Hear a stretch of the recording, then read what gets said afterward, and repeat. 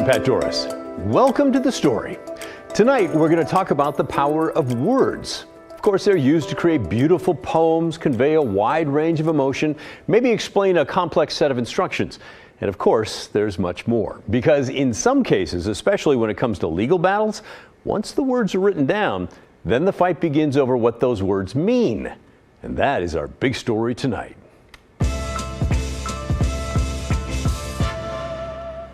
The power of words will come into sharp focus in the next few months as Oregon's highest court is asked to sort out the meaning of Initiative 113. That's the constitutional amendment that tried to stop the walkouts in Oregon's legislature that halt the state's business. Republicans have done it several times recently, but the Democrats did it before that.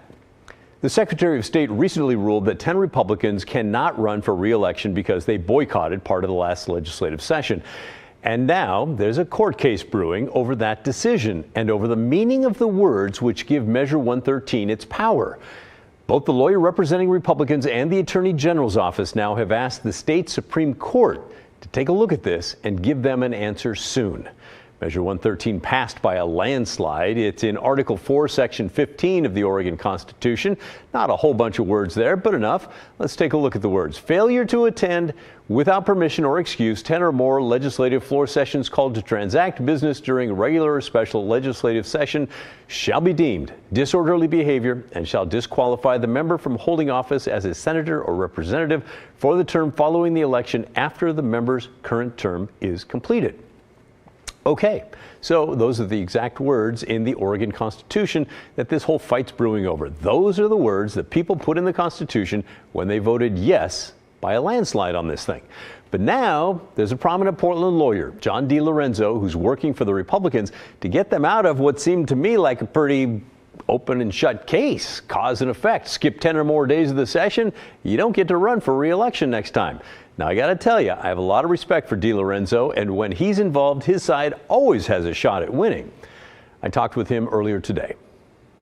What was portrayed in the voters' pamphlet and reported by the press does not equate to the actual language that was used in the constitutional amendment.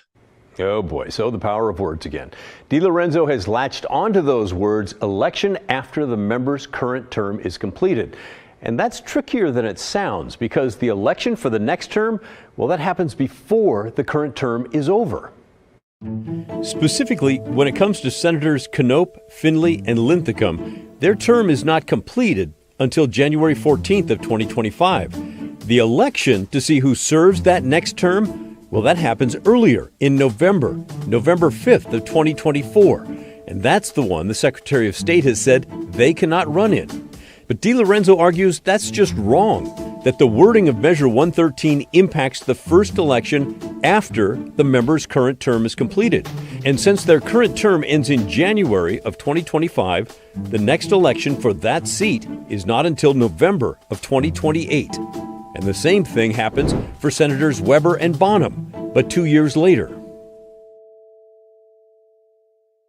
So those are the 5 GOP senators named in the court action: Knopp, Finley, Linthicum, Weber, and Bonham.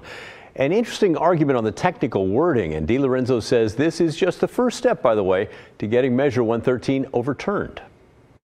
Now, the reason this is important is because we are also planning to challenge whether or not Measure 113 violates their rights to free speech, association, and due process. But before we do that, we have to figure out what it means. All right, but what about, the Secretary of State saying, listen, what the voters mean was if you stage a boycott, you can't run for election next time? Well, the Secretary of State is saying, well, it obviously means what we think the voters intended. And what we think the voters intended is based on what they read in the newspapers and what was in the voters' pamphlet. And my rejoinder to that is, if the court is faced with a choice, implement what the measure clearly and unambiguously says versus what somebody thinks the voters intended, you stick with the unambiguous language of the constitutional amendment. All right. But do you think that the voters really would have approved a measure that says you can actually run for, it has the effect of saying, well, all right, you can run for the next term, but the term after that, by golly, you cannot come back? Well, I don't know whether the voters would have intended that or not. The point is, who is anyone to say what the voters intended without polling the voters? And the best poll is an election. Which does bring up another point here. Even if Republicans do win this court battle, they may still lose the bigger war. I guess we'll know the will of the voters if those GOP senators are allowed to run for re-election in November of 2024 and then end up getting tossed out on their ear by the folks in their district. DiLorenzo, by the way, thinks it may be 6 months before we get a final answer on this question. We'll keep an eye on it for you.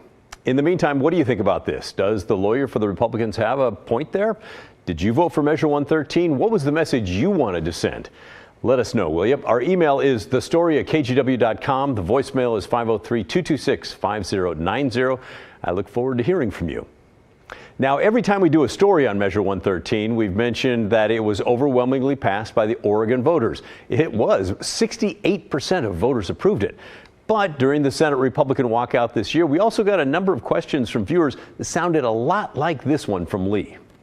I wonder if you would do an investigation into the voting percentages on 113 in the districts of the disqualified Republican senators. Well, yes, we will, Lee. And Dennis also wrote to us, I'd like to know by county how this passed. Is it like the governor, only 6 counties who voted her in? Well, when it comes to the race for governor last year, Tina Kotek did win 7 of the state's 36 counties, but they were the big ones, the big population areas, and they pushed her ahead of Christine Drazan by more than 65,000 votes. But we get what Dennis means there when it comes to Measure 113. So how did the measure fare in each county and in each of the districts of the senators named in this legal filing? Let's dive in and take a look. As I said, Oregon has 36 counties. Measure 113 passed by a majority vote in 34 of the 36 counties. Those 2 counties in the red, Lake and Sherman, are the only parts of Oregon where no votes on 113 outnumbered the yes votes. And combined, those no votes in those counties only outnumbered the yes votes by 258 votes. Now, there were 4 counties where the vote was close. Measure 113 passed in Grant County by 172 votes. Wheeler County approved it by 127. Gilliam County approved it by 61, and just a razor-thin margin in Harney County, just 35 votes on the yes side. But when we're looking at the total tally of statewide votes, well, this thing was not even close. Nearly 1.3 million of you voted yes compared to 600,000 people who said no. Now, let's look at the senators who accrued 10 or more unexcused absences during this past legislative session. It's probably fair to say that every single one of them completely disregarded the majority of their constituents when it comes to legislative absences in Measure 113. Again, the only counties where the measure failed by a majority vote here were Lake and Sherman, which are just small parts of the districts that they are in.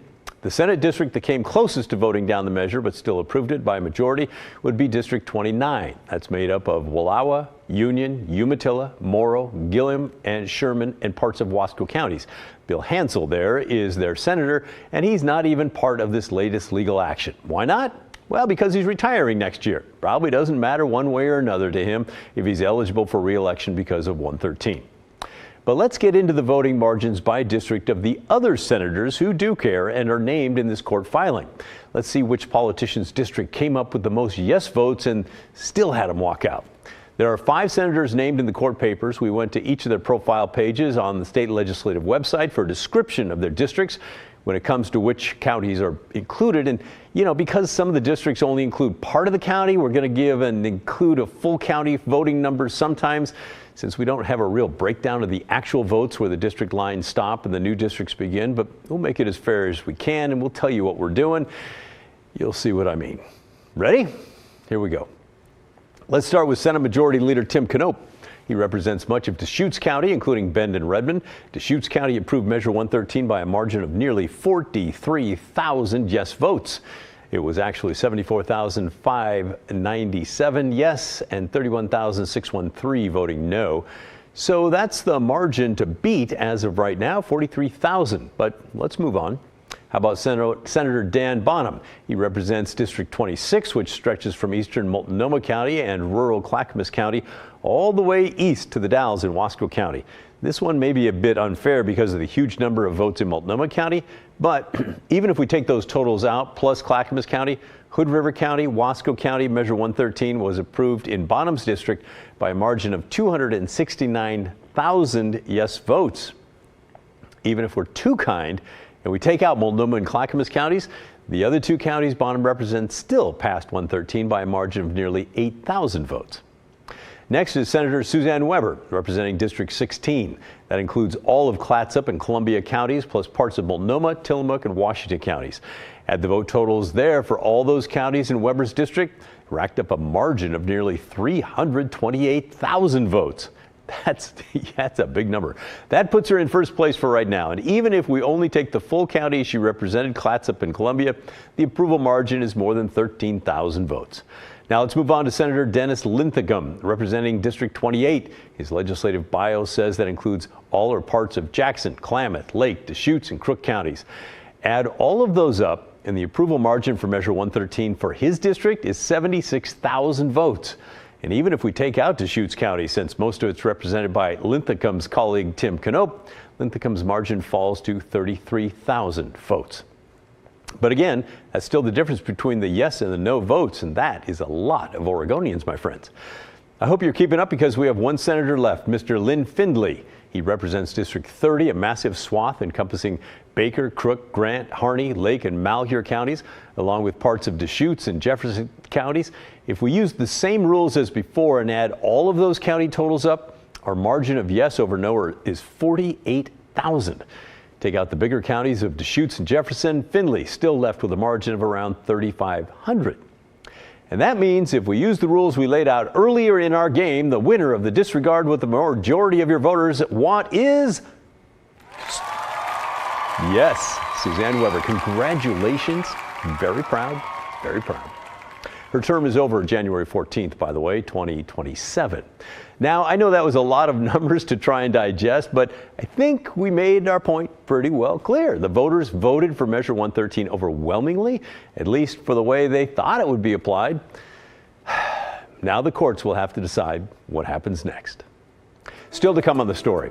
In Southeast Portland, neighbors loved their quiet dead-end street until the homeless campers showed up with their trailers. Turns out the campers like the place for the same reason the residents do. Blair Best talks to both sides and tells us what the city has to say about it when the story returns.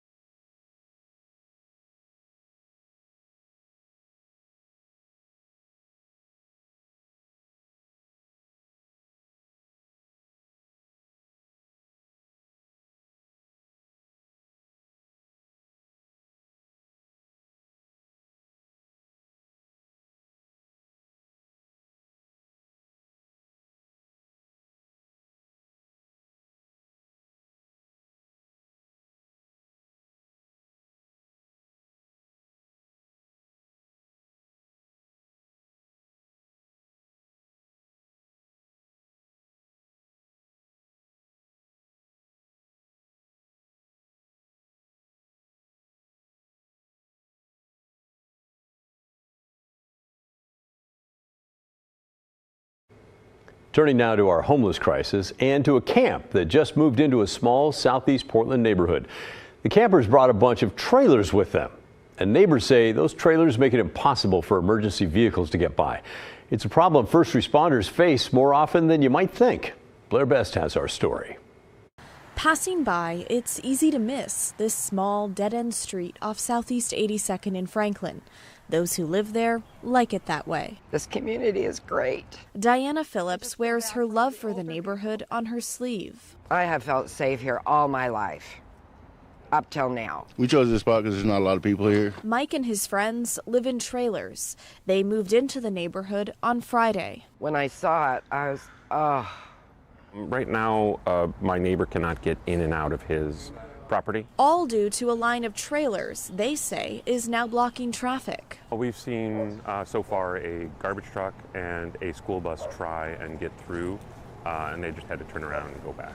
Oh, I'm just worried that if we did have a fire or an emergency situation, we wouldn't be able to get anything down the street. Seeing as many of the neighbors have medical conditions. it's just hard. Now, turns out this isn't a new problem for emergency vehicles. Portland Fire has to deal with obstructions on narrow roads like homeless camps and trailers all the time. And if a homeless camp gets in their way, it will be reported to the Community Safety Division.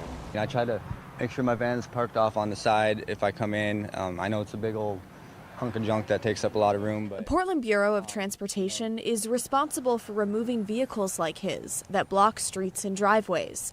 Because of this, those who camp here know their days are numbered. We play it day by day. When we're told to move, then we find a new spot. It's frustrating when you have to work and pay your bills and other people are taking the system free. everybody here tries to be super respectful. You know, we're all hurting in one way or another. PBOT tells us they are tagging those vehicles for removal and making sure neighbors can get out of their driveways safely. Now, they ask people to report sites like this by calling 311. Blair Best, KGW News. Thanks, Blair. Still to come on the story. It's Monday, and that means we're digging for old. Tonight, we'll look at a letter from 1850 that highlights one of the darkest parts of Oregon's past. Plus, it's the 60th anniversary of the March on Washington and Martin Luther King's I Have a Dream speech. We're headed into the KGW vault to show you what we could find from back then when the story returns.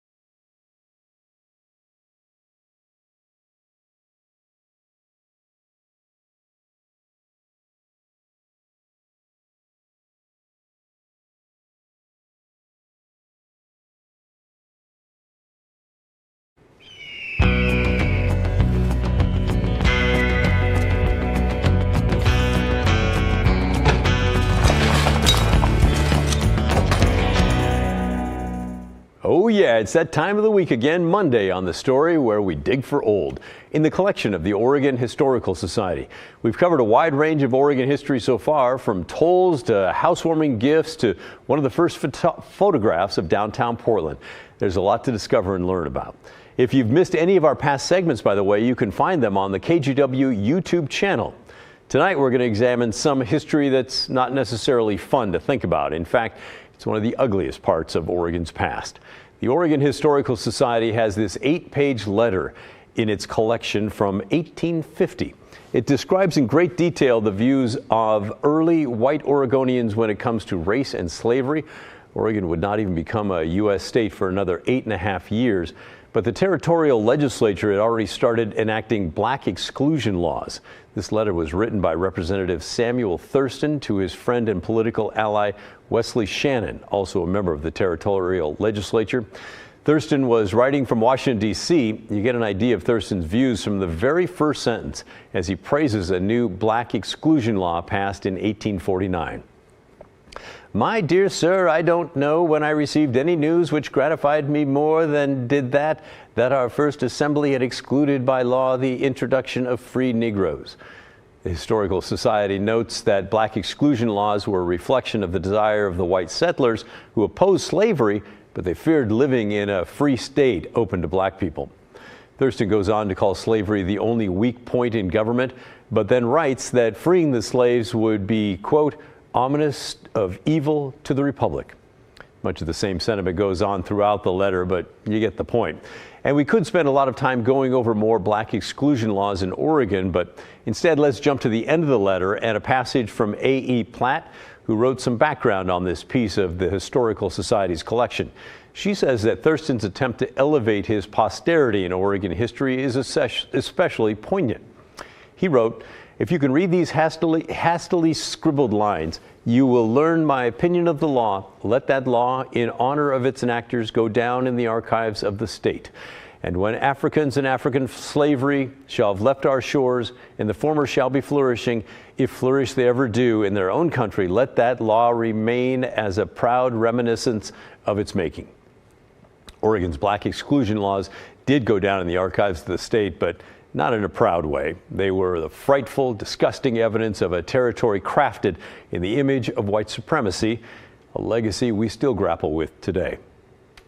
And today is also the date of one that resonates through the decades when it comes to grappling with white supremacy on a national scale. Exactly 60 years ago today, August 28, 1963, marked the March on Washington, where Martin Luther King Jr. gave his iconic I Have a Dream speech. So we went down into the KGW vault to see what we could find. First, you'll hear an original NBC News report on the March on Washington itself. And following that, we have an excerpt from the end of Dr. King's speech that day, the very same original film that NBC sent to KGW 60 years ago.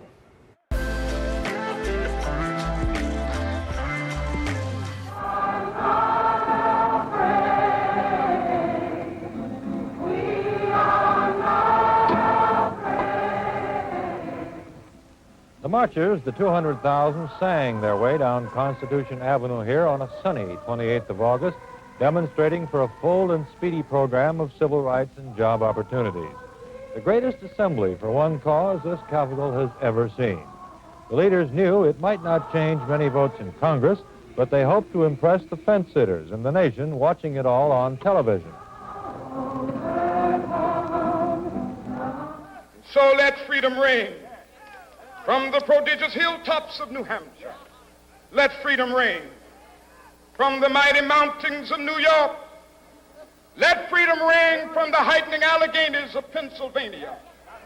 Let freedom ring from the snow-capped Rockies of Colorado. Let freedom ring from the curvaceous slopes of California.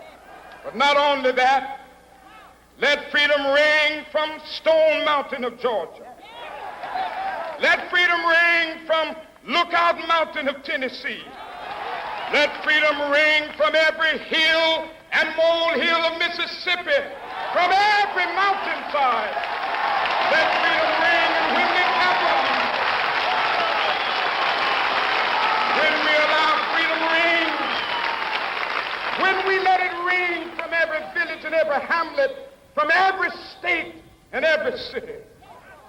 We will be able to speed up that day when all of God's children, black men and white men, Jews and Gentiles, Protestants and Catholics, will be able to join hands and sing in the words of the old Negro spiritual, free at last, free at last. Thank God Almighty, we are free at last. Wow, powerful through the decades. Well, that's the end of our show. Thanks so much for watching, and remember the story, our collective story that never ends. The good stuff is coming your way next. I'll see you right back here tomorrow night at 6:30.